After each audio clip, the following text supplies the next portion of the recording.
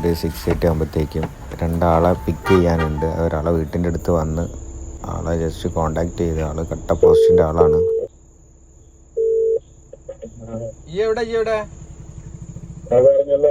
എവിടെ ഇറങ്ങണ? ഞാൻ എൻ്റെ വീടിന്റെ മുന്നിലുണ്ടല്ലോ. അരമണിക്കൂറായി ഞാൻ അവിടെ. 1 മണിക്കൂർ പോസ്റ്റ് എന്നിട്ട് ആള് വരുന്നുണ്ട് കേട്ടോ. ഒരാളും കൂടി ഉണ്ട്, അയാളും കൂടി കണക്ട് ചെയ്യണം.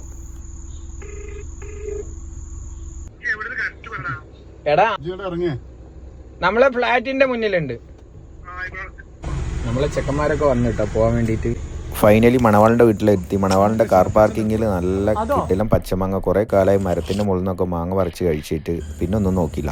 മാങ്ങയുടെ കൂടെ ലൈം വാട്ടറും കൂടി കഴിച്ചിട്ട് നേരെ മണവാളിൻ്റെ വീട്ടിലേക്ക്. അവിടെ എത്തിയപ്പോൾ സ്കൂളിലെ ഫുൾ സെറ്റ് ഉണ്ട്. പക്ഷെ ചിലവർക്കൊന്നും എന്നെ മനസ്സിലാക്കാൻ പറ്റില്ല. ഇതാണ് നമ്മളെ ചെക്കൻ. നാളെ എന്തായാലും വരാൻ പറ്റില്ല. പാർട്ടിക്ക് വന്ന് ചെക്കൻ്റെ കൂടെ നിന്ന് കുറേ ഫോട്ടോ പിടുത്തം കഴിഞ്ഞ് നേരെ ഫുഡ്. ദം ബിരിയാണി. ബിരിയാണി ഒന്നും പറയാറില്ല, അടിപൊളി.